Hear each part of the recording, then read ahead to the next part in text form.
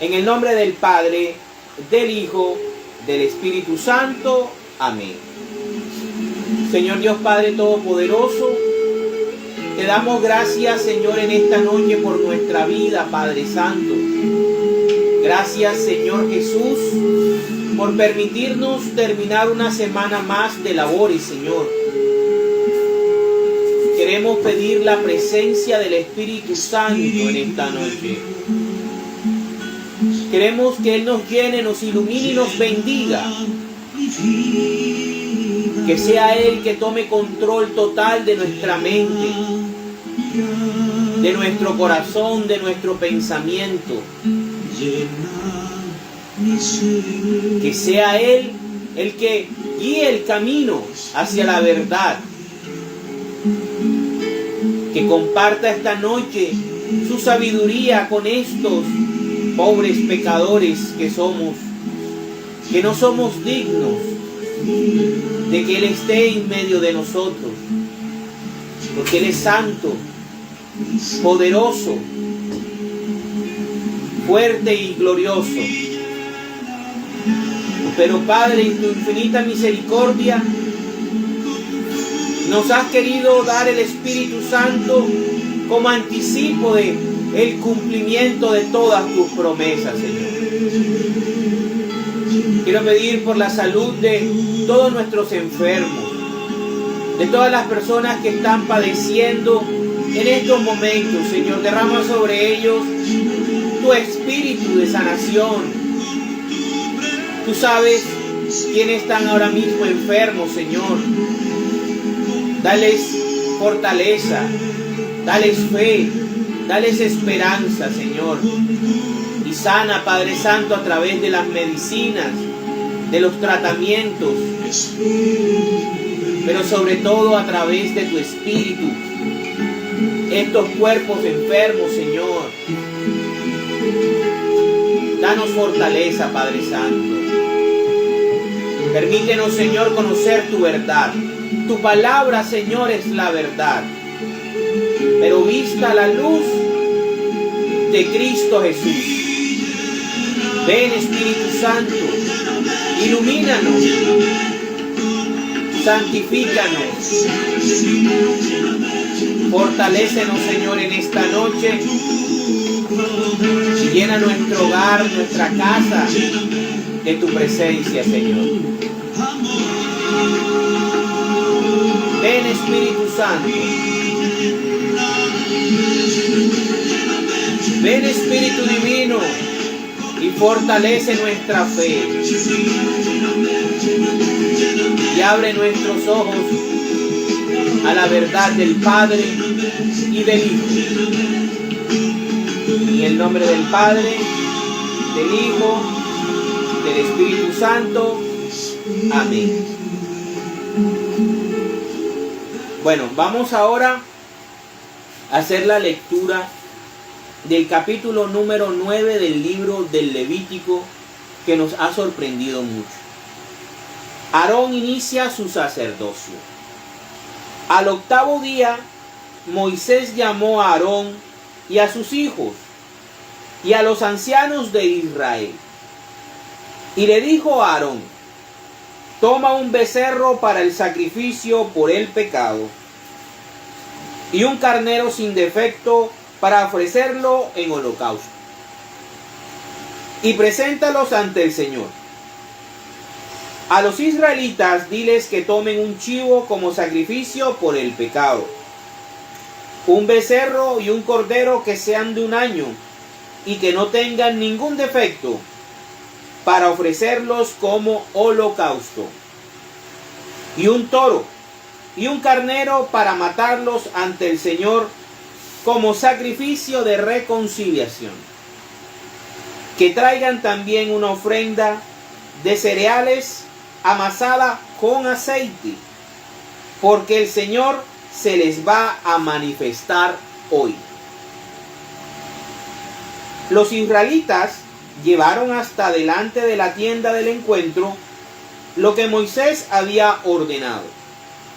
Y toda la comunidad se acercó y permaneció de pie delante del Señor. Entonces Moisés dijo: esto es lo que el Señor ha ordenado. Háganlo, y el Señor se manifestará a ustedes con gran esplendor. Luego le dijo Moisés a Aarón: acércate al altar y presenta tu sacrificio por el pecado y el animal que vas a ofrecer en holocausto para el perdón de tus pecados y de los pecados de los israelitas. Presenta también la ofrenda de los israelitas para el perdón de sus pecados, tal como el Señor lo ha ordenado. Aarón se acercó al altar y degolló el becerro que ofrecía por sus pecados. Enseguida sus hijos le acercaron la sangre, y Aarón, mojando sus dedos en ella, la untó en los cuernos del altar y derramó la sangre restante al pie del altar. Luego quemó sobre el altar la grasa, los riñones y la parte grasosa del hígado del animal sacrificado por el pecado, tal como el Señor se lo había ordenado a Moisés. Pero la carne y la piel las quemó fuera del campamento. Aarón degolló también el animal que se ofrecía en holocausto, y sus hijos le llevaron la sangre, y con ella roció Aarón los costados del altar. Luego le llevaron la cabeza y los pedazos cortados del animal que se ofrecía en holocausto, y Aarón los quemó sobre el altar. Luego lavó las vísceras y las piernas y las quemó en el altar, lo mismo que el animal entero. Aarón presentó también la ofrenda por los israelitas. Tomó el chivo, que era el sacrificio por el pecado del pueblo, y lo degolló, ofreciéndolo por el pecado como había hecho con la ofrenda anterior. Al presentar el animal que se ofrece en holocausto, lo hizo según lo establecido. Luego presentó la ofrenda de cereales, de la que tomó un puñado y lo quemó sobre el altar, además de los holocaustos de la mañana. Aarón degolló también el toro y el carnero que los israelitas ofrecían como sacrificio de reconciliación. Sus hijos le entregaron la sangre, y él roció con ella los costados del altar. También le entregaron las grasas del toro y del carnero, la cola, la grasa que cubre las vísceras, los riñones y la parte grasosa del hígado. Y pusieron las grasas junto con los pechos.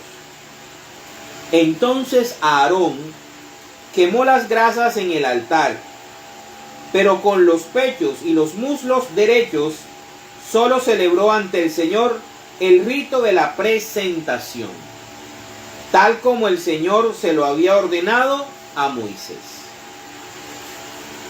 Aarón levantó sus manos sobre los israelitas y los bendijo. Y después de haber presentado el sacrificio por el pecado, el holocausto y el sacrificio de reconciliación, se retiró del altar. Luego Moisés y Aarón entraron en la tienda del encuentro, y al salir bendijeron a los israelitas. Entonces el Señor se manifestó con gran esplendor a todo el pueblo.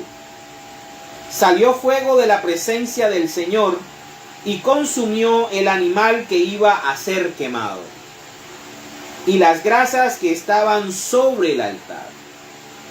Al ver esto, todos los israelitas lanzaron gritos de alegría, y se inclinaron hasta tocar el suelo con la frente.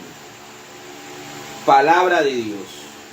Te alabamos, Señor. Bueno, esta noche el capítulo número 9 del libro del Levítico nos habla acerca del inicio del sacerdocio de Aarón y sus hijos.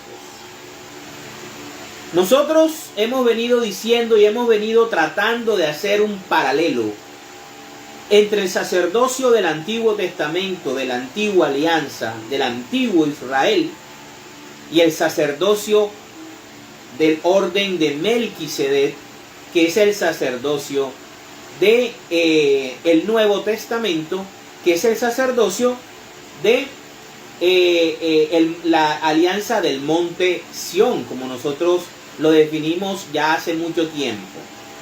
Para poder darle un nombre, nosotros tenemos la alianza antigua, se conoce como la alianza del monte Sinaí, y la nueva alianza se conoce como la alianza del monte Sión. Recordemos que el monte Sión es donde está Jerusalén, y ahí fue donde murió nuestro Señor Jesucristo. Mientras que cuando se estableció la nueva alianza, Moisés hizo un rito con toros y con la sangre de los toros, ayudado de los jóvenes del pueblo de Israel, y ya teniendo las leyes, las normas, los 10 mandamientos, hizo la alianza con sangre. Esa alianza nueva que se establece, la establece nuestro Señor Jesucristo, ya no Moisés, sino nuestro Señor Jesucristo, con su propia sangre, en el monte Sión, siendo Él el Cordero inmolado.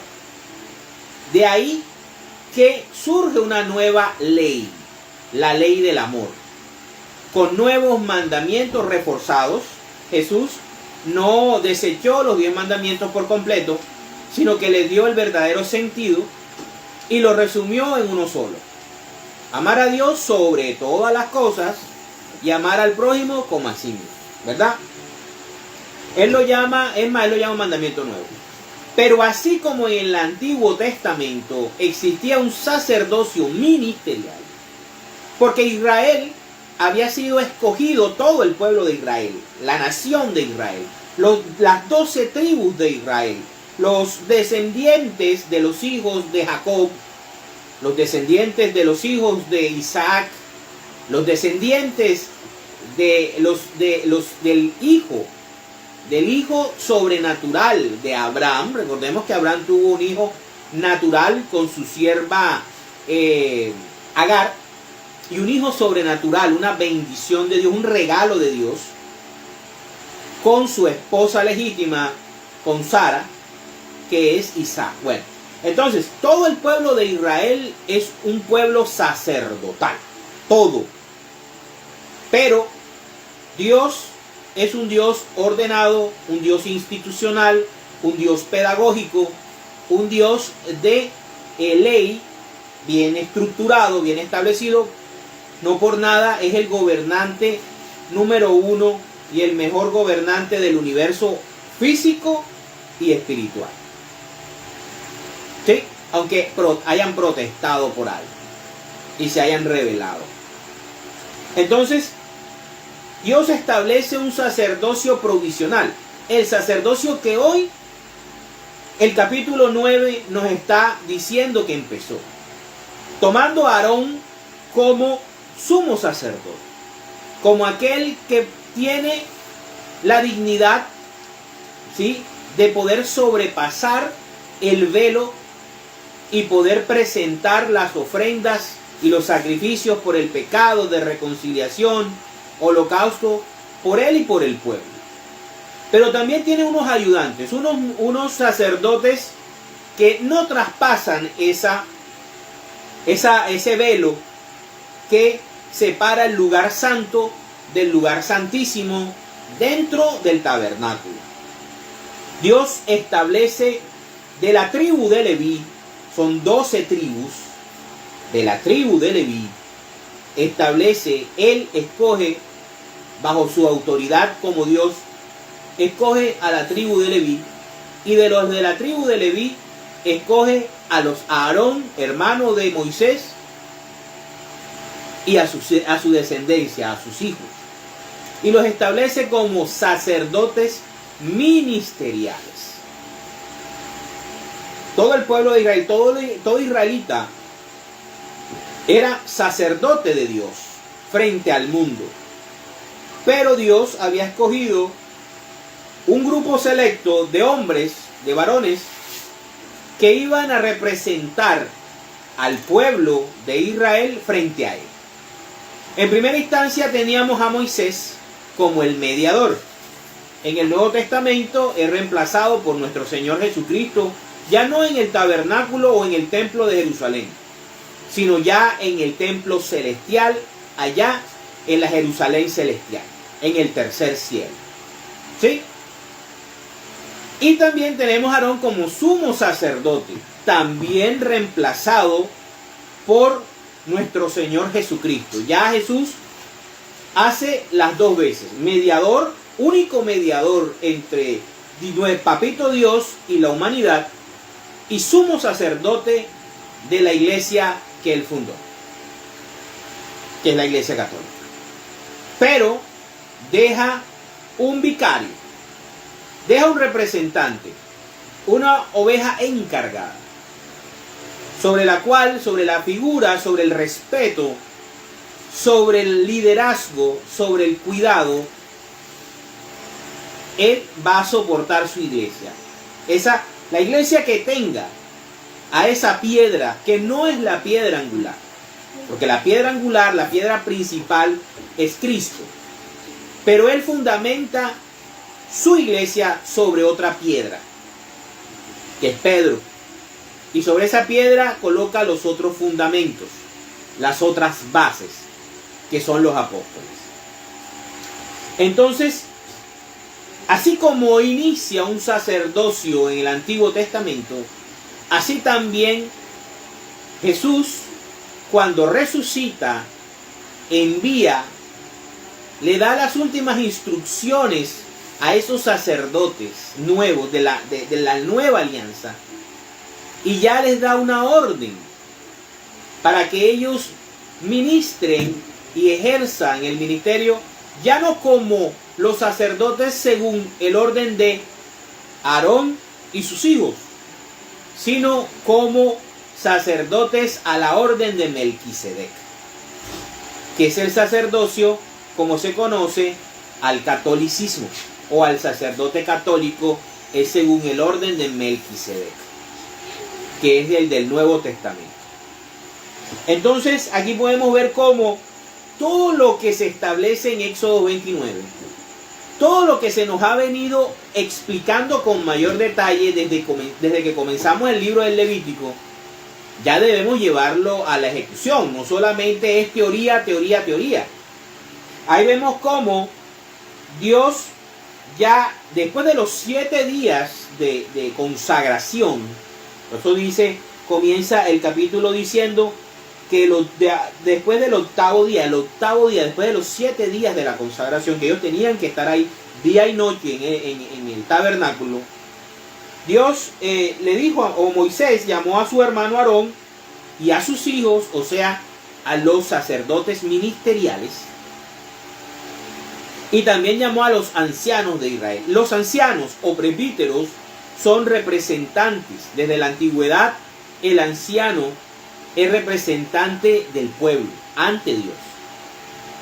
Y le dijo a Aarón que tomara un becerro e hiciera todos los sacrificios, que empezara su sacerdocio, que empezara con ofrecer el becerro por el sacrificio por sus pecados. Recordemos que en capítulos anteriores se nos indicaba que por el pecado del sumo sacerdote se debía hacer ciertas cosas, se debería presentar ciertos sacrificios por el perdón de los pecados del sumo sacerdote, por el perdón de los pecados del pueblo en general, y por el perdón de los pecados de los líderes, ¿verdad? De los líderes de la nación. Ese era otro. Y por último, los sacrificios por el pecado de las personas del común, o los laicos, como lo podríamos decir en estos tiempos. Entonces ahí vemos cómo en este capítulo Aarón comienza a ejercer su sacerdocio y comienza a liderar el proceso. Hace sacrificio por sus pecados como sumo sacerdote. Hace sacrificio por el pecado por el pueblo. Hace sacrificio de reconciliación. Hace sacrificio de holocausto. Recordemos que reconciliación es buscar la paz con Dios. Entrar en comunión con Dios. El del holocausto es adorar a Dios. Es ofrecernos a Dios y reconocerlo como que Él es el todo de nosotros. Ese es el sacrificio del holocausto. Reconocer la divinidad de Dios y la superioridad de Dios sobre nosotros. El sacrificio de reconciliación es para buscar la paz con Dios. El sacrificio del perdón de los pecados, como su nombre lo dice, era para expiar los pecados, tanto del sumo sacerdote como del pueblo. Y también está el sacrificio de presentación. Ellos debían también presentarse como sacerdotes. Y por último, también se le pide que haga una presentación de ofrenda de cereales amasadas con aceite, que es una acción de agradecimiento, una acción de gracia. Fíjense cómo todo esto comienza a forjarse desde el Antiguo Testamento. Toda esta estructura, Jesucristo la resume en su ministerio. El sacrificio de reconciliación, porque Él nos trae la paz. El sacrificio de holocausto, porque Él reconoce, siendo Dios, reconoce en su obediencia que Dios es superior. Y se somete a todo, hasta muerte por cruz, por obedecer a Dios y por poner a Dios por encima de todo, aún de su propia naturaleza divina. Fíjense, sacrificio de holocausto. El sacrificio del perdón de los pecados. Él es el cordero degollado que con su sangre limpia nuestros pecados y los pecados de la humanidad. Y Él es también nuestro sacrificio de acción de gracias. Le damos gracias a Dios por Cristo, por su obra, por sus dones, por su ejemplo, por sus enseñanzas. Porque donde caminó bendijo la tierra, por donde se bañó bendijo los mares y los ríos y el agua. Por todo lo que respiró bendijo el aire. Entonces vemos aquí cómo todo esto se junta. Y Aarón va haciendo y ejerciendo con ayuda de sus hijos, va ejerciendo el sacerdocio. Si Jesús reemplaza a Aarón en el sumo sacerdocio, entonces nuestros sacerdotes ordenados, nuestro Papa Francisco, nuestros cardenales, nuestros obispos, nuestros presbíteros, nuestros diáconos, son los hijos de Aarón, que ayudan al sumo sacerdote a prestar el servicio sacerdotal de la humanidad ante Dios. Entonces fíjense cómo todo encaja muy bien, cómo todo es bíblico. Lo que hay es que saberlo entender y encajar. Vemos cómo también Aarón bendice al pueblo. Ya no solamente es Moisés, ya es una función de Aarón. ¿Y cuándo hace Cristo esto? En la Eucaristía. Cuando Cristo nos alimenta y nos santifica en la Eucaristía, nuestro sumo sacerdote, Cristo Jesús, unido con todos los sacerdotes del mundo, nos santifica y santifica al pueblo de Dios, que se reúne para la fracción del pan. Y vemos cómo Dios ama y ve con agrado el servicio de Aarón y de sus hijos mientras ellos hagan lo que Dios ordena. Eso es muy importante, porque Dios recibe con agrado las bendiciones, las acciones de gracia y los sacrificios de aquellos que hacen las cosas que Él ordena, no aquellas que a cualquiera se le ocurre. Mientras que Aarón estuviera obedeciendo y realizando las cosas como Dios lo ordenaba, Aarón iba a ser bendecido y sus hijos también.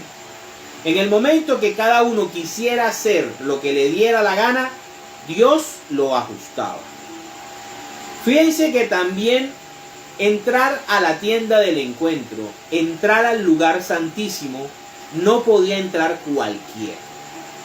Tenía que ser el sumo sacerdote o los sacerdotes que estaban consagrados. ¿Eso qué nos quiere decir?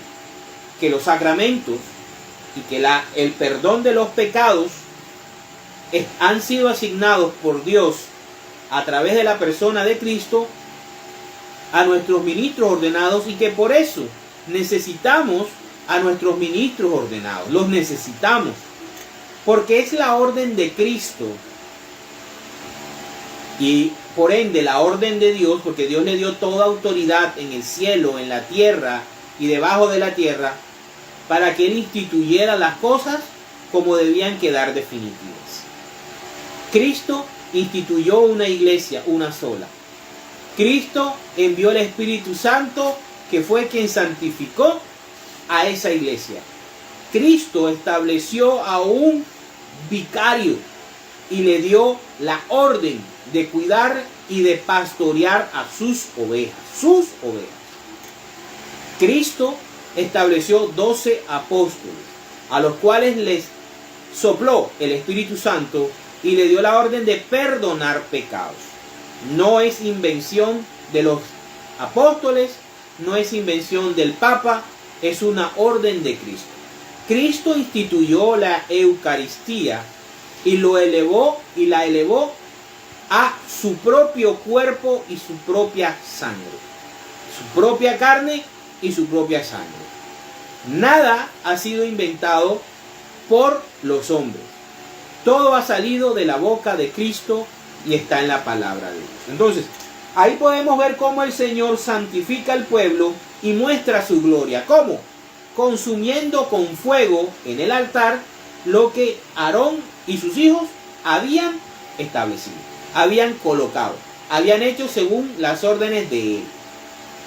Y el pueblo se llenó de alegría, gritaban de júbilo y se inclinaron hasta tocar el suelo en símbolo de adoración y agradecimiento para la gloria de Dios. Vamos ahora a ver cómo después de la muerte y resurrección de nuestro Señor Jesucristo, y sobre todo después de su ascensión al cielo para ser mediador y sumo sacerdote y poder entrar ahí enseguida definitivamente en el santuario celestial para interceder por nosotros y mostrarse él mismo como sacrificio único por nuestra salvación, y no esperar 1844 años como por ahí dicen. No, asciende y enseguida se presenta como mediador y sumo sacerdote de la humanidad y de su iglesia. Vamos entonces ahora cómo empieza a ejercerse el sacerdocio de Cristo, el que él establece según el orden del Melquisedec. Vámonos a Hechos, capítulo 1, versículos del 12 al 26. Como el colegio de apóstoles, que ahora es reemplazado por el colegio de cardenales, con autoridad, tienen autoridad para elegir un sucesor del apóstol. Vamos a ver. Vamos a leer en la palabra de Dios el primer cónclave de la Iglesia Católica. El primer cónclave. Dice, elección de Matías. Después del monte llamado de los Olivos, regresaron los apóstoles, ya la palabra los llama apóstoles, a Jerusalén. Un trecho corto, precisamente lo que la ley permitía, caminar en sábado. Todavía estaban bajo la ley del sábado. Cuando llegaron a la ciudad, subieron al piso alto de la casa donde estaban alojados. Eran Pedro, ahí los nombra, Pedro, Juan, Santiago, Andrés, Felipe, Tomás, Bartolomé, Mateo, Santiago, hijo de Alfeo, Simón el Celote y Judas, el hijo de Santiago. 11. Todos ellos se reunían siempre para orar con algunas mujeres, con María, la madre de Jesús, y con sus hermanos. Fíjense que cuando la Biblia pone el nombre o hace el nombre, especifica el nombre porque la persona es importante, y más con una mujer.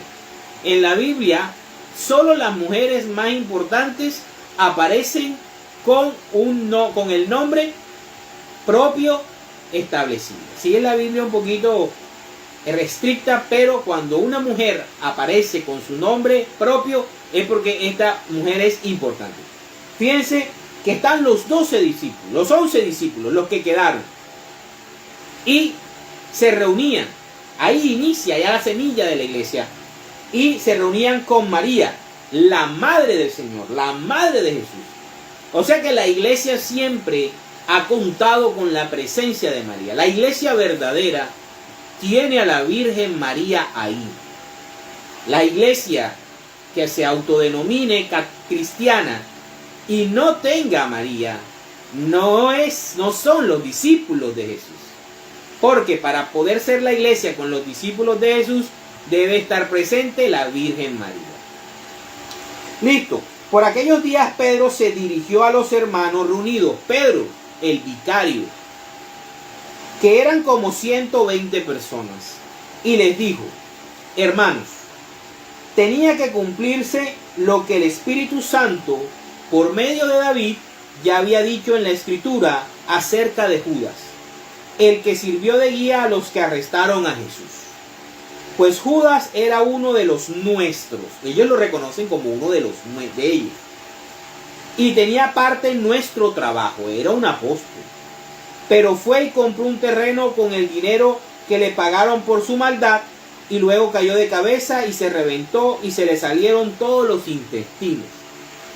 Cuando los que vivían en Jerusalén lo supieron, llamaron a aquel terreno Aceldama, que en su lengua quiere decir campo de sangre. En efecto, el libro de los Salmos dice que su casa se vuelva un desierto y que nadie viva en ella. Y también, escuchen esto, que otro ocupe su cargo. O sea que la palabra de Dios desde el Antiguo Testamento y en el Nuevo Testamento ordena la sucesión apostólica. O sea que otra persona, por elección del colegio de apóstoles, puede reemplazar a un apóstol que haya muerto o que haya traicionado a la iglesia. Tenemos aquí hombres que nos han acompañado todo el tiempo que el Señor Jesús estuvo entre nosotros, desde que fue bautizado por Juan. O sea que necesitamos hombres. El Papa tiene que ser un hombre que haya sido de católico desde su bautismo. Fue bautizado por Juan hasta que subió al cielo. Es necesario pues que uno de ellos sea agregado a nosotros, para que junto con nosotros dé testimonio de que Jesús resucitó. O sea, el querigma. Entonces propusieron a dos: a José, llamado Barsabá, y llamado también Justo, y a Matías. Y oraron así: Señor, tú que conoces los corazones de todos, muéstranos cuál de estos dos has escogido, para que tome a su cargo el servicio de apóstol que Judas perdió por su pecado cuando se fue al lugar que le correspondía. O sea, que aquí están haciendo el primer cónclave de la Iglesia Católica. El colegio de cardenales se reúne y ora a Dios y tiene dos prefereti. Cuando hay dos cardenales, 2, 3, 4 cardenales, que son candidatos a ser papas, o sea, a reemplazar al apóstol Pedro, se les conoce con el nombre de preferetis. El prefereti o los preferetis. Aquí los preferetis eran José llamado Barsabá y Matías. Fíjense que sucede lo mismo que sucede en un cónclave. Los apóstoles o los cardenales se apartan, por eso se llama cónclave, con clave, con llave.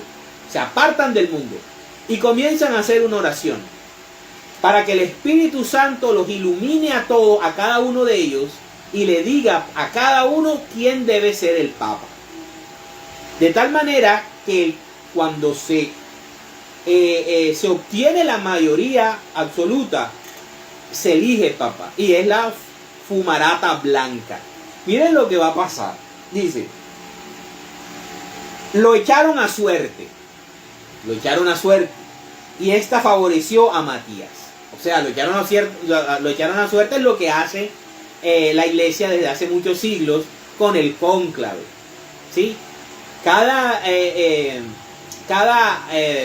cardenal ora a Dios profundamente y siente en su corazón quién debe ser el Papa, dentro de los preferenti.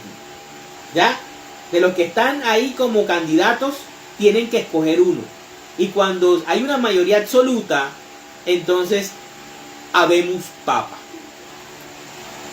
En aquel momento quedó agregado a los 11 apóstoles. O sea que cuando escogemos Papa, queda agregado ese cardenal como sucesor apostólico de el apóstol Pedro. Fíjense cómo el cónclave de la Iglesia Católica para elegir Papa está en la Biblia. Está en la Biblia. Es el mismo proceso. ¿Sí? Entonces, ahí ya comienza el sacerdocio a ejercer su proceso. Ya la Iglesia comienza a surtir su autoridad. Y ya primero lo que hacen es que se restablecen a 12. Vámonos ahora a ver el magisterio de Pedro. Pedro es el que convoca. Fíjense con la gran coincidencia. Pedro es el que convoca el cónclave. Y cuando muere Pedro, es el que convoca el cónclave. El cónclave se convoca cuando Pedro muere. Queda ausente. Y se necesita un nuevo Pedro. Y vemos cómo, para reemplazar a Judas Iscariote, el que convoca el cónclave es Pedro. Son cosas de Dios. No son coincidencias. Son cosas de Dios. Vamos a ver ahora el ministerio de Pedro. Vámonos a Hechos de los Apóstoles, capítulo 2, ahí mismo, versículos del 1 al 4 primero. Vamos a ver qué sucede. El nacimiento de la Iglesia Católica. Dice, cuando llegó la fiesta de Pentecostés, la Iglesia Católica nace en Pentecostés, todos los creyentes se encontraban reunidos en un mismo lugar. De repente, un gran ruido que venía del cielo, como de un viento fuerte, resonó en toda la casa donde ellos estaban, y se les aparecieron lenguas como de fuego, que se repartieron, y sobre cada uno de ellos se asentó una. Y todos quedaron llenos del Espíritu Santo. Y comenzaron a hablar en otras lenguas, según el Espíritu hacía que hablaran. O sea, la reversión de la Torre de Babel. Es la reversión de la Torre de Babel. Ahora la iglesia no tiene límite de lengua. El Espíritu Santo le da a la iglesia el poder suficiente para ir acá a evangelizar a todas las naciones de la tierra, para que sea católica. Por eso digo, aquí nace la Iglesia Católica por obra del Espíritu Santo, porque el Espíritu Santo le da la capacidad a los apóstoles de predicar, de bautizar y de llevar el mensaje querigmático a todas las naciones de la tierra. Es la Iglesia Católica. Vámonos ahora al versículo número 13, del 13 al 15.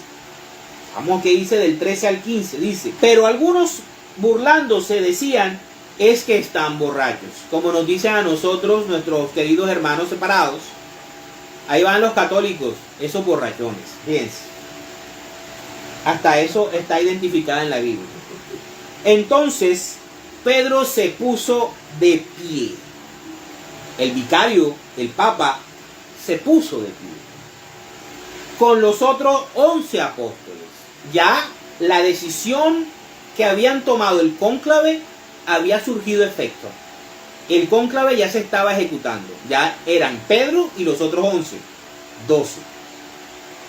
Y con voz fuerte dijo: judíos y todos los que viven en Jerusalén, monte Sión, sepan ustedes esto y oigan bien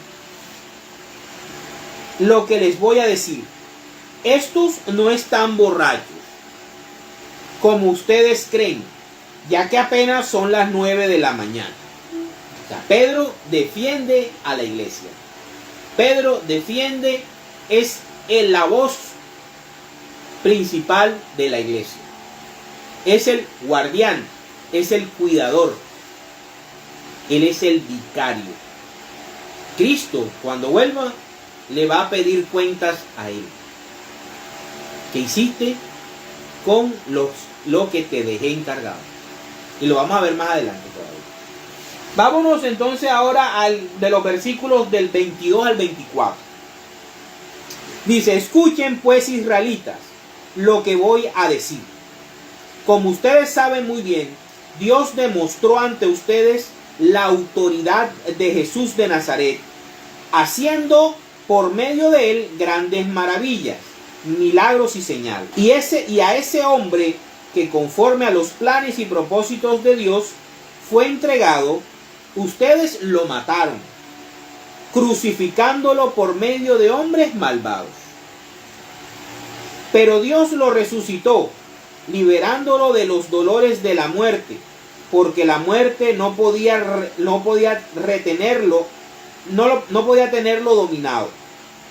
Ese es el querigma. Ahora vámonos del 32 al 33. Del 32. Pues bien, Dios ha resucitado a ese mismo Jesús, y de ello todos nosotros somos testigos. Después de haber sido enaltecido y colocado por Dios a su derecha, y de haber recibido del Padre el Espíritu Santo que nos había prometido. Él a su vez lo derramó sobre nosotros. Eso es lo que ustedes han visto y oído. Y ahora vamos del 36 al 42.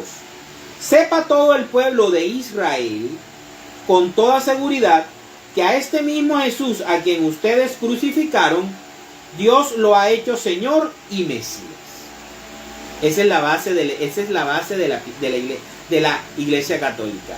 La Iglesia Católica es cristocéntrica. Cristocéntrica, principalmente. Cuando los allí reunidos oyeron esto, se afligieron profundamente y preguntaron a Pedro el Papa, y a los otros apóstoles, a Pedro y a los otros apóstoles, o sea, al ministerio sacerdotal: hermanos, ¿qué debemos hacer? Pedro les contestó: vuélvanse a Dios y bautícense cada uno en el nombre de Jesucristo, no con el nombre, sino con la autoridad de nuestro Señor Jesucristo, para que Dios les perdone sus pecados, y así Él les dará el Espíritu Santo. El bautismo cristiano sirve para dos cosas: para perdonar pecados y para recibir el Espíritu Santo. Porque esta promesa es para ustedes y para sus hijos. Para ustedes y para sus hijos. Por eso la iglesia bautiza niños. Y también para todos los que están lejos. Es decir, para todos aquellos a quienes el Señor nuestro Dios quiere llamar. Con estas y otras palabras Pedro les habló y les aconsejó, diciéndoles: apártense de esta gente perversa. Esa gente que quiere apartarnos. Así pues, los que hicieron caso de su mensaje, los que hicieron caso del mensaje que estaba entregando Pedro, fueron bautizados, y aquel día se agregaron a los creyentes unas 3,000 personas. y eran fieles en escuchemos bien, y eran fieles en conservar la enseñanza de los apóstoles, en compartir lo que tenían y en reunirse para partir el pan y en oración. O sea, que eran fieles, estos señores y señoras eran fieles, los verdaderos cristianos de la iglesia de Cristo verdadera, eran fieles al mensaje que habían oído de Pedro y los apóstoles, o sea, de la tradición apostólica. Por eso la iglesia católica tiene como base la tradición apostólica, las santas escrituras y el magisterio de la iglesia. ¿Quién es el magisterio de la iglesia? La defensa doctrinal de Pedro y los sacerdotes ministeriales según el orden de Melquisedec. No como dice el señor Martín Lutero, que en su locura dijo que solamente la Biblia era suficiente. Eso es mentira, eso es falso. Y durante 500 años Satanás ha utilizado esta mentira para engañar a mucha gente. Mucha gente está engañada y ha abandonado la iglesia verdadera de Cristo para irse a ejercer su fe en una iglesia falsa. Esa es la verdad. Entonces vemos aquí cómo los verdaderos apóstoles, los verdaderos cristianos de la iglesia verdadera, seguían las enseñanzas de Pedro y los apóstoles, compartían todo lo que tenían, eran caritativos y se reunían para partir el pan, o sea, la Eucaristía y la oración. Palabra de Dios. Te alabamos, Señor. Sigamos con Pedro. Vamos a ver qué más hizo Pedro. Vámonos a Hechos, capítulo 4, versículos del 5 al 12. Dice: al día siguiente se reunieron en Jerusalén los jefes de los judíos, o sea, la religión antigua, los ancianos y los maestros de la ley. Allí estaban también el sumo sacerdote Anás, Caifás, Juan, Alejandro y todos los que pertenecían a la familia de los sumos sacerdotes, o sea, la religión judaica, la religión de Moisés y Aarón. Y ordenaron que les llevaran a Pedro y a Juan, o sea, la religión cristiana, la iglesia católica. Y poniéndolos en medio de ellos, le preguntaron: ¿con qué autoridad o en nombre de quién han hecho ustedes estas cosas? Pedro, lleno del Espíritu Santo, por eso nosotros llamamos al Papa Santo Padre. No es porque sea un hombre que no peque, sí peca, sino porque ha sido escogido por el Espíritu Santo y porque permanece lleno del Espíritu Santo. Y todo lo que defiende y todo lo que enseña es guiado por el Espíritu Santo. Pedro, lleno del Espíritu Santo, les contestó: jefe del pueblo y ancianos, como pasaba en el capítulo 9 de Levítico, ustedes nos preguntan acerca del bien hecho a un enfermo, para saber de qué manera ha sido sanado. Pues bien, declaramos ante ustedes y ante todo el pueblo de Israel que este hombre que está aquí delante de todos ha sido sanado en el nombre de Jesucristo de Nazaret, el mismo a quien ustedes crucificaron y a quien Dios resucitó. Este Jesús, miren lo que hace Pedro. Pedro reconoce a Cristo como la piedra angular. Él no se queda con eso. Él no dice que Él es la piedra central tal de la... No. Miren lo que dice Pedro. Dice: este Jesús es la piedra que ustedes los constructores despreciaron, pero que se ha convertido en la piedra principal. Pedro se echa a un lado, como lo hizo Juan el Bautista. Tú eres mi Señor y mi Dios. Recuerden cuando hizo la multiplicación de los peces y él lo reconoció como su Señor y como su Dios y se arrodilló. Aquí está haciendo lo mismo. En ningún otro hay salvación. Eso es lo que enseña la Iglesia Católica. Eso es lo que tiene que enseñar el Papa. Porque en todo el mundo Dios no ha dado otra persona por la cual podamos salvar. Palabra de Dios. Te alabamos, Señor. Esa es la doctrina que el Santo Padre ha defendido desde hace 21 siglos, de la cual Él es guardián. Por eso tiene las llaves del reino de los cielos. Esta verdad es la llave del reino de los cielos. Y Cristo es la piedra angular que desecharon los constructores y que no hay otra persona puesta por Dios en la que haya salvación. No hay salvación en Pedro, no hay salvación en Pablo, no hay salvación en Juan, no hay salvación en ninguno de ellos. Para terminar, porque son muchas las cosas para demostrar el magisterio de Pedro, de su enseñanza y de todas sus obras y cómo Dios lo guió y lo sigue guiando.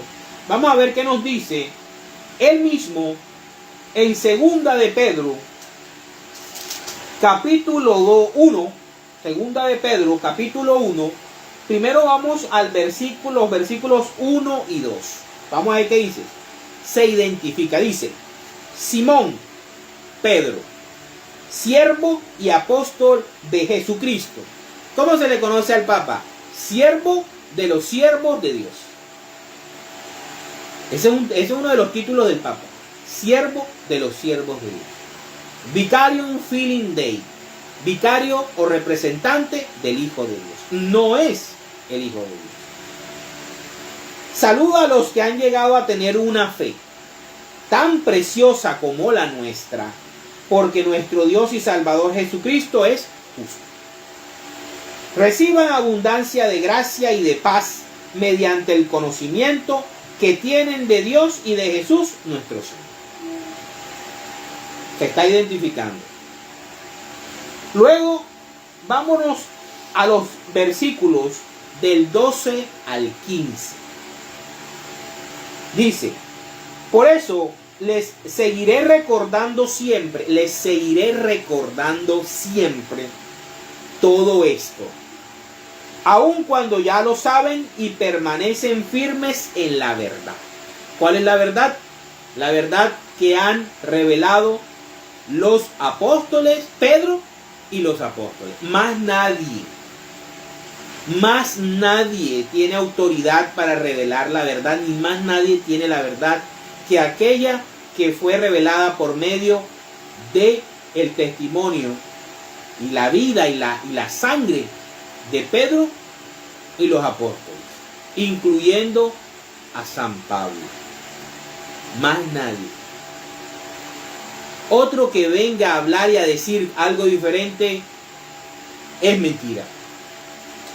Entonces, mientras yo viva, a mí me gusta esto, porque esto yo no lo encuentro sino ahora. Miren lo que dice Pedro: mientras yo viva, creo que estoy en el deber de llamarles la atención con estos consejos.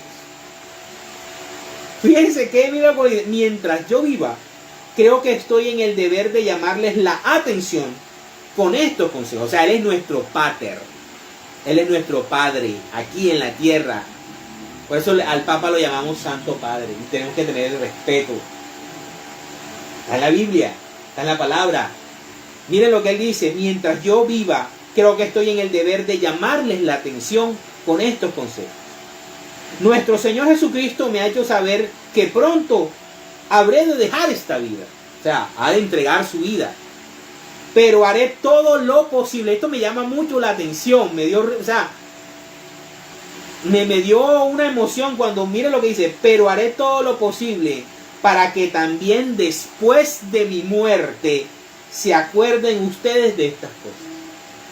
¿Y cómo está cumpliendo Pedro esa promesa? Con su sucesor apostólico. Pedro está cumpliendo esta promesa cada vez que se escoge un sucesor suyo a través de un cónclave. Porque ese nuevo vicario tiene que cuidar las ovejas de la misma manera que Pedro las cuidó y como Cristo le ordenó a Pedro que se las cuidara. No puede haber ahí cambio. No puede haber ahí mudanza. Por eso el verdadero cristiano tiene que estar alineado con el Papa. Y es bíblico, no estoy utilizando otro libro. Ahora vámonos a los versículos del 20 al 21. Dice: Pero ante todo tengan esto presente, que ninguna profecía de la Escritura es algo que uno puede interpretar según el propio parecer. Coge esa. La interpretación personal, individual, está prohibida. Aquí cualquiera no puede coger la Biblia e interpretar lo que le dé la gana. No, señor. Hay un magisterio, hay una doctrina, hay una verdad de 21 siglos y esa hay que mantenerla. Esa es la verdad. No cualquiera puede llegar cualquier día porque le dieron un piedrazo y porque tuvo una visión y va a cambiar las cosas. Y está en la Biblia. Por eso es que tienen que inventarse otros libros y salir diciendo que la Biblia está corrupta y que el libro que ellos se inventan sí es el libro verdadero. Miren cómo el demonio trabaja para engañar a la raza humana. Entonces fíjense cómo dice San Pedro, que es su consejo, que es su exhortación. Ninguna profecía de la Escritura es algo que uno puede interpretar según el propio parecer, porque los profetas nunca hablaron por iniciativa humana.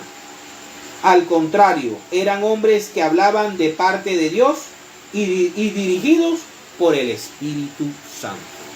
Palabra de Dios. Te alabamos, Señor. Y vamos rápidamente a ver el primer concilio de la Iglesia Católica, el Concilio de Jerusalén. Vámonos a Hechos capítulo 15.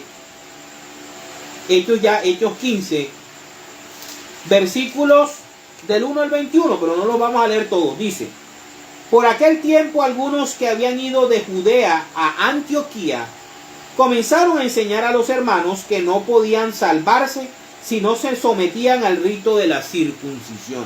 O sea, lo mismo que hacen ahora los protestantes, que dicen que hay que volver al tiempo pasado, que hay que respetar el sábado, que hay que respetar los 10 mandamientos como estaba en el Antiguo Testamento, que no se puede compartir la sangre, que se tiene que hacer esto, que no se puede comer lo otro, que esto.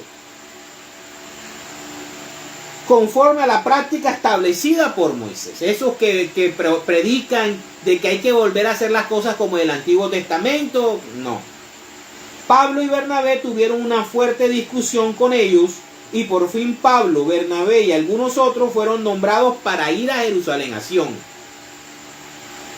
a tratar este asunto con los apóstoles. Claro, tú vas al centro, a los que tienen la autoridad, no a cualquiera, y ancianos de la iglesia de aquella ciudad, que era la Roma de ese entonces, hasta ese momento. Enviados pues por los de la iglesia de Antioquía, que fue donde nos dijeron por primera vez cristianos, al pasar por las regiones de Fenicia y Samaria, contaron cómo los no judíos habían dejado sus antiguas creencias para seguir a Dios. Y todos los hermanos se alegraron mucho con esta noticia.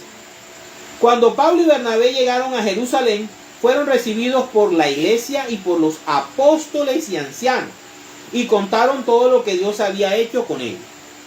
Pero algunos fariseos que habían creído se levantaron y dijeron: es necesario circuncidar a los creyentes que no son judíos y mandarles que cumplan la ley de Moisés. Vayan y cumplan el sábado, porque en la ley de Moisés dice que el sábado hay que respetarlo. Bueno, fíjense, se reunieron entonces los apóstoles, la autoridad de la iglesia cristiana, y los ancianos para estudiar este asunto. Un sínodo, un concilio. Después de mucho discutir, Pedro, el Papa, se levantó y les dijo: hermanos, ustedes saben que hace tiempo Dios me escogió de entre ustedes para anunciar la buena noticia a los no judíos, o sea, a los católicos, para que ellos crean. Y Dios, que conoce los corazones, mostró que los aceptaba, pues les dio el Espíritu Santo a ellos lo mismo que a nosotros. Dios no ha hecho ninguna diferencia entre ellos y nosotros, pues también ha purificado sus corazones por medio de la fe. Ahora pues, ¿por qué desafían ustedes a Dios, imponiendo sobre estos creyentes una carga? Escuchen bien, una carga que ni nosotros ni nuestros antepasados hemos podido llevar. Cristo volvió el sábado porque nadie lo podía soportar, nadie lo podía llevar. Y por eso Dios, con la autoridad que le dio a Cristo, lo modificó, dando otro día, con otras implicaciones y con otras reglas. Ahora pues, al contrario, nosotros creemos que somos salvados gratuitamente por la bondad del Señor Jesús, lo mismo que ellos. Todos se callaron y escucharon mientras Bernabé y Pablo hablaban de las señales y milagros que Dios había hecho por medio de ellos entre los no judíos. Cuando terminaron de hablar, Santiago dijo: hermanos, óiganme. Simón nos ha contado cómo Dios favoreció por primera vez a los no judíos, escogiendo también de entre ellos un pueblo para sí mismo. Esto está de acuerdo con lo que escribieron los profetas, como dice la Escritura. Bueno, cuando él termina dice: considero por lo tanto que no se les debe imponer cargas innecesarias a aquellos que, no siendo judíos, dejan sus antiguas creencias para seguir a Dios. Basta con escribirles que se aparten de todo lo que haya sido contaminado por los ídolos, que eviten los matrimonios prohibidos y que no coman carne de animales estrangulados o ahogados, ni tampoco sangre. Porque desde los tiempos antiguos hay en cada pueblo quienes predican la ley de Moisés, la cual se lee en las sinagogas cada sábado. O sea, ya dentro del mundo conocido, la ley mosaica era muy conocida. Entonces ya había gente preparada para imponer nuevamente la ley de Moisés cuando Cristo ya la había abolido con su muerte y resurrección. Entonces vemos cómo la iglesia tiene cónclave, tiene un papa y tiene un protector de la única doctrina, tiene una sola doctrina y tiene concilio. Y todo eso lo tiene únicamente la Iglesia Católica, Apostólica y Romana, para la gloria de Dios. En el nombre del Padre, del Hijo, del Espíritu Santo. Amén. Nos vemos el